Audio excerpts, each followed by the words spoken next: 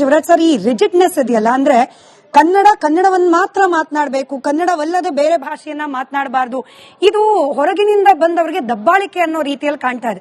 ತಾವು ಚಿತ್ರರಂಗದಲ್ಲೂ ಕೂಡ ಇರೋದಕ್ಕೆ ಕಲಾವಿದರಿಗೆ ಈ ಭಾಷೆಯ ಲಿಮಿಟೇಷನ್ ಹಾಕ್ತಾ ಹೋದ್ರೆ ಅವರಿಗೆ ಬರುವ ಅವಕಾಶಗಳು ಕಡಿಮೆ ಆಗುತ್ತೆ ಅನ್ನೋದು ಕೂಡ, ಅಂದ್ರೆ ಕಾಂಟ್ರಾಸ್ಟ್. ಒಂದ್ ಕಡೆ ಕನ್ನಡವೇ ಮಾತನಾಡಬೇಕು, ಕನ್ನಡಕ್ಕೆ ಮಾತ್ರ ರೆಸ್ಟ್ರಿಕ್ಟ್ ಆಗ್ಬಿಟ್ರೆ ಅವಕಾಶಗಳು ತಪ್ಪೋದಿಲ್ಲ. ಈ ದ್ವಂದ್ವ ಕಲಾವಿದರಿಗೆ ಕಾಡುತ್ತಾ ನಿಜವಾಗ್ಲು ಅಂತ ಹೇಳಿ? ಅಲ್ಲ, ಇಲ್ಲಿ ಏನಾಗುತ್ತೆ ಅಂದ್ರೆ ಸೋಷಿಯಲ್ ಮೀಡಿಯಾದಲ್ಲಿ ಕೆಲವೊಬ್ರು ನೋಡ್ಕೊಂಡು ಅಲ್ಲೋಗಿ ಬೇರೆ ತರ ಮಾತಾಡ್ತಿರ್ತಕ್ಕಂಥದ್ದು ಇದೆ. ಈಗ ಸೋಷಿಯಲ್ ಮೀಡಿಯಾ ನಮ್ಮ ಕನ್ನಡಕ್ಕೆ ಮಾತ್ರ ಇಲ್ಲ, ಹಿಂದಿಯವರು ನೋಡ್ತಿದ್ದಾರೆ, ತಮಿಳವರು ಇದೆ, ಮಲಯಾಳಂನವರು, ಬೇರೆ ಬೇರೆ ಭಾಷೆಯವರು ಕೂಡ ಮಾಡ್ತಿದ್ದಾರೆ.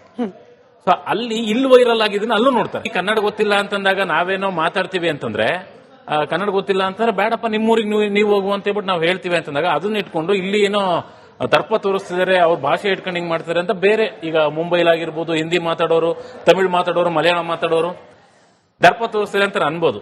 ಅಲ್ಲಪ್ಪ, ನಾವು ನಿಮ್ಮೂರಿಗೆ ಬರ್ತೀವಿ ತಾನೆ, ನಿಮ್ಮೂರಿಗೆ ಬಂದಾಗ ನಾವಿಲ್ಲ, ನಿನಗೆ ಯಾವ ಭಾಷೆ ಬರುತ್ತೋ ಅದ್ರಲ್ಲಿ ಕೇಳಕ್ ಟ್ರೈ ಮಾಡ್ತೀವಿ. ನಾನೀಗ ತಮಿಳ್ನಾಡಿಗೆ ಹೋಗ್ಬಿಟ್ಟು ಇಲ್ಲಿ ಇದು ಯಾವ್ದೋ ಒಂದು ಜಾಗಕ್ಕೆ ಹೋಗ್ಬೇಕು, ಅಲ್ಲಿಗೆ ಹೋಗೋದು ಹೆಂಗ್ಲಾ ಅಂತ ಅವನು ಕೇಳಿದ್ರೆ ಮಕ್ಕಕ್ಕೆ ಹೋಗಿತಾನ ಅವನು. ಏನು ಏನು ಏನು ಅಂತ ಕೇಳ್ತಾನ ಅವಾಗ. ಇಲ್ಲಿ ಹಿಂದಿ ಯಾರೋ ಒಬ್ರು ಹೇಳಿದ್ರು, ಇಲ್ಲಿ ತಮಿಳ್ನಾಡಿಗೆ ಹೋಗ್ಬಿಟ್ಟು ಹಿಂದಿಯವರೊಬ್ರು ಕೇಳ್ತಾರಂತೆ, ಅವನು ತಮಿಳವ್ನು ಕೇಳ್ತಾನೆ ಹಿಂದಿಯವ್ರನ್ನ, ತಮಿಳ್ ತೆರಿಮಾ ಅಂತ. ಅದಕ್ಕೆ ಹಿಂದಿಯವ್ರು ಹೇಳೋದು, ತಮಿಳ್ ತೆರಿಮಾ ಹಿಂದಿ ಮೇರಿಮಾ ಅಂತ. ನಾವು ಅಲ್ಲಿಗೆ ಹೋದಾಗ, ಈಗ ನಾನು ಅಷ್ಟೇ, ನಾನು ಮುಂಬೈಗೆ ಹೋದ್ರೆ ನನಗೆ ಗೊತ್ತಿರೋ ಹಿಂದಿಲಿ ಅಡ್ರೆಸ್ ಕೇಳಕ್ಕೆ ಏನಕ್ಕಾರ ಟ್ರೈ ಮಾಡ್ತೀನಿ.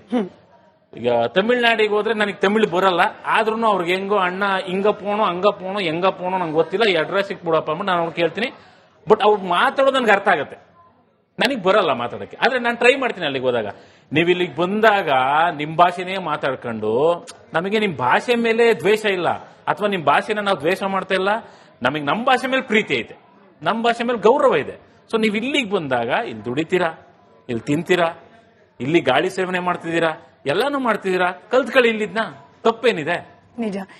ನನಗೆ ಈಗ ಅವಕಾಶ ಅಂತ ಬಂದಾಗ ತಮಿಳಿಗೆ ಹೋಗಿ, ತೆಲುಗಿಗೆ ಹೋಗಿ, ಹಿಂದಿಗೆ ಹೋಗಿ ನಾನು ಏನೇನೋ ಮಾಡ್ಬೇಕಿಲ್ಲ. ನನ್ನ ತಾಯಿ ಭಾಷೆ, ನನ್ನ ತಾಯಿ ನಾಡು, ಇಲ್ಲೇನ್ ಸಿಗುತ್ತೋ ಅದನ್ನ ತಿನ್ಕೊಂಡು ಅದನ್ನ ಕುಡ್ಕೊಂಡು ಆರಾಮಾಗಿದ್ದೀನಿ ನಾನು. ಈ ಭಾಷೆ ವಿಚಾರದಲ್ಲಿ ಸಂಘರ್ಷ ಇತ್ತೀಚೆಗೆ ಬಹಳ ಅನುಭವಿಸ್ತಿರೋದು ಯಾರು ಅಂದ್ರೆ ಆಟೋ ಅಥವಾ ಕ್ಯಾಬ್ ಚಾಲಕರು.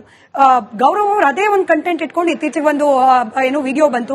ಈ ಕಾನ್ಸೆಪ್ಟ್ ಅನ್ನು ಮಾಡಬೇಕು ಅಂತ ಅನ್ಸದ್ ಯಾಕೆ? ಹಾಗೆ ಇದರಲ್ಲೂ ಕೂಡ ಒಂದು ಸಟಲ್ ಮೆಸೇಜ್ ಇದೆ.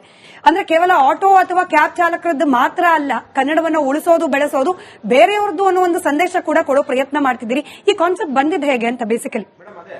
ಡೈರೆಕ್ಟರ್ ಬರ್ದಿದ್ದು ತುಂಬಾ ನಾವು ನೋಡಿದೀವಿ, ನಾರ್ತ್ ಈಸ್ಟ್ ಗಳಿಗೂ ಆಟೋ ಡ್ರೈವರ್ಗಳಿಗೂ ತುಂಬಾ ಗಲಾಟೆ ಆಗ್ತಿದೆ. ಬಟ್ ಅಲ್ಲಿ ಏನ್ ನಡೆದಿದೆ ಅಂತ ನಮಗೆ ಗೊತ್ತಿಲ್ಲ. ಇವ್ರು ಏನ್ ಶೂಟ್ ಮಾಡಿ ವೈರಲ್ ಮಾಡಿದಾರೆ ಅದು ಮಾತ್ರ ನಾವು ಕಣ್ಣಿಂದ ನೋಡಿರ್ತೀವಿ. ಸೊ ನಾವು ಅದನ್ನ ನೋಡ್ಬಿಟ್ಟು ಕಮೆಂಟ್ ಮಾಡಕ್ಕೆ ನಾವು ಪ್ರಯತ್ನ ಪಡ್ತಾ ಇರ್ತೀವಿ. ಇನ್ನೊಂದೇನಂದ್ರೆ ಭಾಷೆ ಅಂದ್ರೆ, ಇವಾಗ ನನ್ಗೆ ಒಂದು ಎಕ್ಸ್ಪೀರಿಯನ್ಸ್ ಆಯ್ತು. ಮೊನ್ನೆ ಒಂದು ಹಿಂಗೆ ಬುಕ್ ಮಾಡಿದ್ದೆ, ಅರ್ಜೆಂಟ್ ಇತ್ತು ನನ್ಗೆ. ಬುಕ್ ಮಾಡಿದಾಗ ಅವನ್ಗೆ ಕನ್ನಡ ಬರಲ್ಲ, ತುಂಬಾ ನನ್ಗೆ ಕನ್ನಡ ಬಿಟ್ರೆ ಬೇರೆ ಏನು ಬರಲ್ಲ. ನಾನೇನೋ ಹೇಳಕ್ ಟ್ರೈ ಮಾಡ್ತಾ ಇದೀನಿ, ಅವನೇನೋ ಹೇಳಕ್ ಟ್ರೈ ಮಾಡ್ತಾನೆ, ಅವ್ನಿಗೆ ಅಡ್ರೆಸ್ ಹೇಳಕ್ ಕರೆಕ್ಟಾಗಿ ಗೊತ್ತಾಗ್ತಾ ಇಲ್ಲ. ಮೂಲ ಇಲ್ಲಿ ಏನಾಗ್ತಾ ಇದೆ ಅಂದ್ರೆ, ಅವ್ರನ್ನ ಕೆಲ್ಸಕ್ಕೆ ತಗೊಂತಾರಲ್ವಾ, ತಗೊಂಬೇಕಾದ್ರೆ ಬೇಸಿಕ್ ಕನ್ನಡ ನಿಮ್ಗೆ ಅಂದ್ರೆ, ಅವ್ರು ಏನೇ ಬಂದ್ ಕೆಲಸ ಮಾಡಿದ್ರು ವ್ಯವಹಾರಿಕ ಭಾಷೆ ಕನ್ನಡದಲ್ಲೇ ಮಾತಾಡ್ಬೇಕು. ಇಲ್ಲಿ ಎಷ್ಟೊಂದ್ ಜನ ಕನ್ನಡದಲ್ಲೇನೆ ವ್ಯವಹಾರ ಮಾಡಿ ಅವ್ರಿಗೆ ಏನ್ ಬೇಕು ಅದನ್ನ ಕೆಲಸ ಮಾಡ್ಬೇಕು. ಸೊ ಕೆಲಸ ಮಾಡಕ್ ಇಲ್ಲಿ ಬಂದ್ಮೇಲೆ ನಮ್ ಜೊತೆ ಅಂದ್ರೆ ಕೆಲ್ಸಕ್ಕೆ ಯೂಸ್ ಆಗ್ತಾ ಇದಾರೆ ಅಂದ್ಮೇಲೆ, ಕೆಲ್ಸಕ್ಕೆ ತಗೊಳ್ಳೋರು ಇದಾರಲ್ಲ ಅವರು ಬೇಸಿಕ್ ಅವ್ರಿಗೆ ಕನ್ನಡ ಕಲ್ಸಿ, ಅಥವಾ ಏನ್ ವ್ಯವಹಾರಿಕ ಭಾಷೆ ಇದೆ ಅದನ್ನ ಕಲ್ಸಿ, ಮೂಲ ಅಲ್ಲಿಂದ ಬರಬೇಕು. ನಾವು ಇಲ್ಲಿ ನಿಂತ್ಕೊಂಡು ಕನ್ನಡ ಕಲೀರಿ ಕನ್ನಡ ಕಲೀರಿ ಕನ್ನಡ ಕಲೀರಿ ಅಂದ್ರೆ ಅವರು ಇನ್ನೇನು ನೆಕ್ಸ್ಟ್ ಕಸ್ಟಮರ್ಗೆ ಹೋಗೋಣ ಅಂತ ತಲೆ ಕೆಡಿಸ್ಕೊಳ್ದೇನೆ ಹೋಗ್ಬಿಡ್ತಾರೆ. ಮೂಲ ಅಲ್ಲಿ ಕೆಲ್ಸಕ್ಕೆ ತಗೊಳ್ಳೋರು ಕನ್ನಡನ ಕಲ್ತ್ರೆ ನಿನಗೆ ಕೆಲಸ ಕೊಡ್ತೀನಿ ಅಂತ ಬಂದ್ರೆ ಆಟೋಮೆಟಿಕ್ ಆಗಿ ಕಲಿತಾರೆ. ಅಟ್ಲೀಸ್ಟ್ ಬೇಸಿಕ್ ಏನ್ ಬೇಕೋ ಅದನ್ನ ಕಲ್ತ್ಬಿಟ್ಟು ಅವರು ಕೆಲ್ಸಕ್ಕೆ ಸೇರ್ಕೊಂತಾರೆ. ಇಲ್ಲ ಅಂದ್ರೆ ವಾಪಸ್ ಅವ್ರವ್ರಿಗೆ ಹೋಗ್ಬಿಡ್ತಾರೆ. ನಾವಿಲ್ಲಿ ಮಾತಾಡಿ ಎಷ್ಟೇ ಬೊಬ್ಬೆ ಹೊಡೆದ್ರು ಅವ್ರು ಮಾಡೋದನ್ನೇ ಮಾಡ್ತಾ ಇರ್ತಾರೆ. ಬಟ್ ನಾವೆಲ್ಲೂ ಬಿಟ್ಕೊಳ್ದೇ ಇದ್ರೆ ಅದು ಒಳ್ಳೇದು. ನಿಜ. ಭಾಷೆ ವಿಚಾರದಲ್ಲಿ ಸಂಘರ್ಷ ಅಂದಾಗ ಪ್ರಿಯಾ ಅವರೇ, ಬೆಳಗಾವಿಯಲ್ಲಿ ಮರಾಠಿ ಹಾಗೆ ಕನ್ನಡಿಗರ ಮಧ್ಯೆ, ಅದರಲ್ಲೂ ಕನ್ನಡ ರಾಜ್ಯೋತ್ಸವದ ಸಂದರ್ಭದಲ್ಲಿ ಸಾಕಷ್ಟು ಆಗ್ತಾ ಇದೆ. ಆದ್ರೆ ನವೆಂಬರ್ ತಿಂಗಳು ಮುಗಿದು ಡಿಸೆಂಬರ್ ಬಂದ್ರೆ ಎಲ್ಲರೂ ಕೂಡ ಅಕ್ಕ ತಮ್ಮ ಅಣ್ಣ ತಂಗಿ ರೀತಿಯಲ್ಲಿ ಇದ್ಬಿಡ್ತಾರೆ. ಅಂದ್ರೆ ಈ ಭಾಷೆ ವಿಚಾರದಲ್ಲಿ ಬೆಳಗಾವಿ ಭಾಗದಲ್ಲಿ ಆಗೋ ಸಂಘರ್ಷದ ಹಿಂದೆ ಕೂಡ ಮೋರ್ ಆಫ್ ರಾಜಕೀಯ ಕಾರಣಗಳಿದೆ ಅಂತ ನಿಮ್ಗೆ ಏನಾದ್ರು ಅನ್ಸುತ್ತೆ? ನೀವು ಇಲ್ಲ ಅಲ್ಲಿನವರೇ ಆಗಿರೋದ್ರಿಂದ. ಗಣಪತಿ, ಯಾವ್ದು ರಾಮನವಮಿ ಇರ್ಲಿ, ಪ್ರತಿಯೊಂದು ಹಬ್ಬಗಳು ಏನೇ ಇರ್ಲಿ ಎಲ್ಲಾರು ಕೂಡಿ ಸೆಲೆಬ್ರೇಟ್ ಮಾಡ್ತಾರ. ಇದು ಒಂದ್ ಡೇ. ಈಗ ನೀವು ನಾಳೆ ಬಂದ್ರು ಅದು ಬೆಳಗಾವಿ ಒಳಗೆ ನಿಮ್ಗೆ ಏನೂ ಕಾಣುದಿಲ್ಲ. ನವೆಂಬರ್ 2ಕ್ಕೂ ಕಾಣುದಿಲ್ಲ, 31ಕ್ಕೂ ಕಾಣುದಿಲ್ಲ. ಖರೆ ಅಂದ್ರ ಅರ್ಧ ಪೆಂಡಾಲ್ ಹಾಕವ್ರು, ಲೈಟಿಂಗ್ಸ್ ಇರೋರು ಎಲ್ಲ ಮರಾಠಿಗರ ಅದಾರ. ಅವರ ಜಾಸ್ತಿ ಅವ್ನ ಕೆಲಸ ಮಾಡ್ತಾರ, ಅವ್ರ ಎಲ್ಲಾರು ಸಪೋರ್ಟೇ ಮಾಡಿರ್ತಾರ. ಬಟ್ ಒಂದಿಷ್ಟು MES ಅನ್ನೋದೇನೈತಿ ಮತ್ ಒಂದಿಷ್ಟು ಇನ್ಫ್ಲೂಯೆನ್ಸ್ಡ್ ಏನ್ ಸಂಘಟನೆಗಳದಾವಲ್ಲ ಅವಷ್ಟ ಈ ಕಾರ್ಯಕ್ರಮದಾಗ ಭಾಗಿಯಾಗ್ತಾರ. ಅದನ್ ಬಿಟ್ರ ಬಾಕಿ ಎಲ್ಲಾರು ಕೂಡೇನೆ ಇರ್ತಾರ. ಅವ್ರಿಲ್ಲ ಅಂದ್ರ ನಾವಿಲ್ಲ ಅಂದ್ರ ಅವ್ರಿಲ್ಲ ಅಂತ ಈ ನಮನಿ ಸಿಚುವೇಶನ್ ಇದ್ದಾಗ ಸೊ ನಾ ಮಂದಿಗೆ ಹೇಳೋದೊಂದ, ಯಾರ್ದೋ ಕೇಳಿ ನೀವು ಡಿಸಿಷನ್ ತಗೋರಕ್ ಹೋಗ್ಬೇಡ್ರಿ. ನೀವ್ ಏನ್ ಅನ್ಕೊಂಡಿರ್ತೀರಲ್ಲ, ಅದಿರಿ ಬೆಳಗಾವಿದಾಗನ ಹುಟ್ಟಿರಿ, ಇಲ್ಲೇ ಅದಿರ ಮ್ಯಾಗ ಸ್ವಂತ ಮನ್ಯಾಗ ಹುಟ್ಟಿ ನೀವು ಬೇರೆದವ್ರ ಮನೆಗೆ ಅಪ್ಪ ಅಂತೀನಂದ್ರ ಅದ್ ನಡೆದಿತ್ತೇನ್ರಿ? ಸೊ ಅದನ್ನ ಯಾರ್ದು ಮಾತ್ ಕೇಳಿ ನೀವು ಚೇಂಜ್ ಆಗಕ್ ಹೋಗ್ಬೇಡ್ರಿಪ್ಪ. ಪಾರ್ಟೀಸ್ ನಾ ಮಾಡ್ತಾವ ಇವ್ನ, ಸೊ ಅವನ ಹೆಂಗಾರ ಮಾಡಿ ಮುರ್ಯಾಕ್ ಟ್ರೈ ಮಾಡ್ಬೇಕು. ಬಹಳ ವರ್ಷದಿಂದ ನಡೆದಿದ್ದೈತಿ ಇದಕ್ಕೆ ಯಾವಾಗ ಫುಲ್ ಸ್ಟಾಪ್ ಸಿಗುತ್ತಾ ಗೊತ್ತಿಲ್ಲ. ಯಾಕಂದ್ರೆ ಈ ವರ್ಷ ಅವ್ರ ಅದನ್ನ ಕರಿಯರ್ ವಿ ಹಾಕೊಂಡ್ ರ್ಯಾಲಿ ಮಾಡುದತ್ತ ಅದನ್ನ ಯಾವ ವರ್ಷ ತಪ್ಸಿಲ್ಲ ಅವ್ರು. ಒಂದಿಷ್ಟು ಜನ ಅಷ್ಟ ಬರ್ತಾರ, ಪ್ರತಿಯೊಬ್ರು ಮರಾಠಿಗರು ಹಂಗಿಲ್ಲ, ಪ್ರತಿಯೊಬ್ರು ಯಾರು ಮಾಡಕ್ ಹೋಗುದಿಲ್ಲ. ಎಲ್ಲಾರು ಅವ್ರು ಬಂದು ಉಲ್ಟಾ ನಮ್ ಜೊತೆ ಸೆಲೆಬ್ರೇಟ್ ಮಾಡಿ ಹೋಗಿರ್ತಾರ. ಬಟ್ ಅದೇನ್ ಒಂದಿಷ್ಟು ಜನ ಅದಲ್ಲ, ಅವ್ರಿಗೆ ಬರೋಬ್ಬರಿ ಹೆಂಗ್ ಚಾವಿ ಹೇಳ್ತಿರ್ಬೇಕು ತಿರುವಿದಾಗನ ಅವ್ರ ನೋಡಿ, ಭಾಷೆ ವಿಚಾರಕ್ಕೇನೆ ಡಿವಿಷನ್ ಕ್ರಿಯೇಟ್ ಆಗೋದು. ಅದೇ ಭಾಷೆ ಮತ್ತೆ ಒಗ್ಗೂಡಿಸುತ್ತೆ. ನಿಮ್ಮ ಕಂಟೆಂಟ್ಗಳು ಕನ್ನಡ, ಅದರಲ್ಲೂ ಬೆಳಗಾವಿ ಕನ್ನಡದಲ್ಲಿ ಇದ್ರೆ ಮರಾಠಿ ಕನ್ನಡಿಗರು ಕೂಡ ನೋಡ್ತಾರೆ ಇದನ್ನ ಅಂತ ಹೇಳಿ. ಅಂದ್ರೆ ಭಾಷೆಗೆ ವಿಭಜನೆ ಮಾಡೋ ಶಕ್ತಿ ಎಷ್ಟಿದೆಯೋ ಒಂದು ಮಾಡೋ ಶಕ್ತಿ ಕೂಡ ಅಷ್ಟಿದೆ ಅಂತ ಹೇಳಿ. ಬಾಳ ಸ್ಟ್ರಾಂಗ್ ಆಗದಾರ್ರಿ. ಅವ್ರಾಗ್ಲೇ ನೋಡ್ತಾರ, ಅಯ್ಯ ಮರಾಠಿ ಒಳಗ ಬಂದ್ ಮಾತಾಡ್ತಾರ, ನಮಗ ಅವ್ರಿಗೆ ಅರ್ಥ ಆಗುತ್ತ ಬಟ್ ಮಾತಾಡಕ್ ಬರುದಿಲ್ಲ. ಸೇಮ್ ಬೆಳಗಾವಿದಾಗ ಇದು ಕನ್ನಡಿಗರಿಗೂ ಮರಾಠಿ ಅರ್ಥ ಆಗುತ್ತಾ ಮಾತಾಡಕ್ ಬರುದಿಲ್ಲ. ಸೊ ಇದನ್ನ ಇಟ್ಕೊಂಡು ದೊಡ್ಡ ಇಶ್ಯೂ ಮಾಡಕ್ ಟ್ರೈ ಮಾಡ್ತಾರ.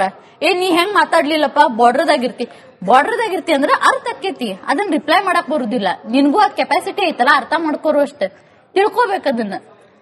ಸೊ ಎಲ್ಲಾರು ಎಲ್ಲಾ ವಿಡಿಯೋಸ್ ನೋಡ್ತಾರ. ಈಗ ನಾವು ಕನ್ನಡಿಗರ ಅಂದ್ಕೂಡ್ಲೆ ಬೇರೆದವ್ರ ವಿಡಿಯೋಸ್ ನೋಡುದಿಲ್ಲ ಅಂತಿಲ್ಲ. ನಾವು ಹಿಂದಿ ಕಂಟೆಂಟ್ ನೋಡ್ತೀವಿ, ಮರಾಠಿ ನೋಡ್ತೀವಿ, ಮಲಯಾಳಂ, ತಮಿಳ್ ಎಲ್ಲಾರ್ದು ನೋಡ್ತೀವಿ. ಎಲ್ಲಿಂದಾರ ನಮಗ್ ಒಂದೊಂದು ಇನ್ಸ್ಪಿರೇಷನ್ ಸಿಗುತ್ತಪ್ಪ, ನಾವು ಏನೋ ಕಲಿಬಹುದಲ್ಲ ಅಂತೇಳಿ ನೋಡ್ತೀವಿ. ಹೊರತಾಗಿ ನಮ್ತನ ಅಂತೂ ನಾವ್ ಎಂದು ಬಿಟ್ಕೊಡಕ್ ಸಾಧ್ಯನೇ ಇಲ್ಲ. ನಿಜ.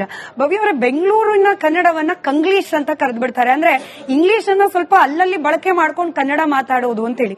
ಅಂದ್ರೆ ಕನ್ನಡವನ್ನ ಶುದ್ಧವಾಗಿ ಮಾತನಾಡಿದ್ರೆ ಮಾತ್ರ ಕನ್ನಡ ನಮ್ಮ ಅನುಕೂಲಕ್ಕೆ, ಹಾಗೆ ಎದುರುಗಡೆ ಇರೋರ್ಗೆ ಅರ್ಥ ಆಗೋ ಹಾಗೆ ಕೆಲವೊಂದಷ್ಟು ಬೇರೆ ಭಾಷೆಗಳನ್ನ ಬಳಕೆ ಮಾಡ್ಕೊಂಡ್ಬಿಟ್ರೆ ಅದು ಅಪವಿತ್ರ ಅಥವಾ ಶುದ್ಧವಲ್ಲದ ಕನ್ನಡ. ಹಿಂಗೆ ಬೈಫರ್ಗೇಷನ್ ಮಾಡಬೇಕಾ ಅಂತ ಹೇಳಿ. ನಾನು ಆಕ್ಚುಲಿ ನಮ್ ಕನ್ನಡದವ್ರು ಎಷ್ಟೋ ಜನ ಭಾಷಣ ಮಾಡ್ಬೇಕಾದ್ರೆ, ಸ್ಪೀಚ್ ಮಾಡ್ಬೇಕಾದ್ರೆ ಕನ್ನಡವನ್ನ ಉಳಿಸಿ, ಕನ್ನಡವನ್ನ ಬೆಳೆಸಿ ಅಂತಾರೆ. ನನ್ನ ಪ್ರಕಾರ ಕನ್ನಡನ ಉಳಿಸೋದೇನಿಲ್ಲ, ಉಳಿದಿದೆ, ಬೆಳೆದಿದೆ. ಕನ್ನಡವನ್ನ ದಯವಿಟ್ಟು ಎಲ್ಲರೂ ಬಳಸಬೇಕು ಅಂತ ಹೇಳಕ್ ಇಷ್ಟಪಡ್ತೀನಿ. ಯಾಕಂದ್ರೆ ಕನ್ನಡನ ಉಳಿಸಿ ಬೆಳೆಸಿ ಅಂತ ಹೇಳೋರೆ ಅವ್ರ ಮನೇಲಿ ಅವ್ರ ಮಕ್ಕಳನ್ನ ಇಂಗ್ಲಿಷ್ ಮೀಡಿಯಂಗೆ ಹಾಕಿರ್ತಾರೆ. ಸೊ ಅವರಿಗೆ ಫಸ್ಟ್ ಕನ್ನಡನ, ಶುದ್ಧವಾಗಿರೋ ಕನ್ನಡನ ಕಲಿಸಿ ಅಂತ ಹೇಳಕ್ ಇಷ್ಟಪಡ್ತೀನಿ. ಅಂಡ್ ನಮ್ಮ ಕನ್ನಡ ಎಷ್ಟು ಪರಿಶುದ್ಧವಾದದ್ದು ಅಂದ್ರೆ, ಕನ್ನಡ ಭಾಷೆಗೆ ನಾವು ದೇವತೆ ಅಂತ ಹೆಸರು ಕೊಟ್ಟು ಅರಿಶಿನ ಕುಂಕುಮ ಇಟ್ಟು ಪೂಜೆ ಮಾಡಿ ಭುವನೇಶ್ವರಿ ಅಂತ ಕರಿತೀವಿ. ಇದಕ್ಕಿಂತ ಏನಂತಾರೆ, ಇದೇ ತಾಕತ್ತು ನಮ್ ಕನ್ನಡ ಭಾಷೆಗೆ ಅಂತ ಹೇಳ್ಬೋದು. ಸೊ ಕನ್ನಡ ಮಾತಾಡ್ಲಿಲ್ಲ ಅಂದ್ರೆ ಲೈಕ್ ಒಂದು ಆಂಧ್ರ ಪ್ರದೇಶ ಆಗ್ಲಿ, ಬೇರೆ ಯಾವ್ದೇ ಒಂದು ಪ್ಲೇಸ್ಗೆ ಹೋದ್ರು ಒಂದ್ ವಾರ ಆದ್ಮೇಲೆ ಜಾಸ್ತಿ ಇರಕ್ಕಾಗಲ್ಲ ನಮ್ ಕನ್ನಡದವ್ರಿಗೆ. ಯಾಕಂದ್ರೆ ನಾವು ಕನ್ನಡನ ಮಿಸ್ ಮಾಡ್ಕೊಳ್ತಾ ಇರ್ತೀವಿ. ಸೊ ಕನ್ನಡ ಮಾತಾಡ್ಲೇಬೇಕು ಅಂತ ಹೇಳೋದ್ಕಿಂತ ಮಾತಾಡಿ ಬಳಸಿ ಕನ್ನಡ ಅಂತ ಹೇಳಕ್ ಇಷ್ಟಪಡ್ತೀನಿ. ವಾಗ್ವೈಖರಿ ಶಬ್ದಜರಿ ಶಾಸ್ತ್ರ ವ್ಯಾಖ್ಯಾನ ಕೌಶಲಂ ವೈದುಷ್ಯಂ ವಿದುಷಾಂ ತದ್ವದ್ಭುಕ್ತಯೇ ನತು ಮುಕ್ತಯೇ ಎಂದು ಶಂಕರ ಭಗವತ್ಪಾದರೆ ವಿವೇಕ ಚೂಡಾಮಣಿಯಲ್ಲಿ ಹೇಳಿದ್ದಾರೆ. ಅಂದ್ರೆ ನಾವು ಉಪನ್ಯಾಸ ಕೊಡುವಾಗ ಬರುವಂತಹ ಮಾತಿನ ಓಘ ಅಥವಾ ಶಬ್ದ ಪ್ರಯೋಗದಲ್ಲಿ ಆಗ ಬರುವಂತಹ ಆ ಒಂದು ಭಾಷಾ ಪರಿಣತಿ ಅಥವಾ ಮಾತಿನ ಸರಣಿ ಏನಿದ್ರು, ಅಥವಾ ಶಾಸ್ತ್ರ ವ್ಯಾಖ್ಯಾನ ಮಾಡುವಾಗ ಬರುವಂತಹ ನಮ್ಮ ಕೌಶಲ್ಯ ಏನಿದ್ರು, ಇದು ಭುಕ್ತಿಗಾಗಿಯೇ ಮಾತ್ರ, ಮುಕ್ತಿಗೆ ಅಲ್ಲ ಅಂತ ಅವ್ರು ಹೇಳಿದ್ರು. ಆದ್ರೆ ನಮ್ಮ ಮುಂದೆ ಇರುವಂತಹ ಈ ಇಷ್ಟೂ ಕಂಟೆಂಟ್ ಕ್ರಿಯೇಟರ್ಸ್ ಏನಿದಾರೋ ಅವರು, ನಾನು ಭುಕ್ತಿ ಎಂಬ ಮಾತು ಅಥವಾ ಮುಕ್ತಿ ಎಂಬ ಮಾತು, ಭಗವತ್ಪಾದರ ಮಾತುಗಳನ್ನು ದಯವಿಟ್ಟು ತಪ್ಪು ತಿಳ್ಕೋಬೇಡಿ.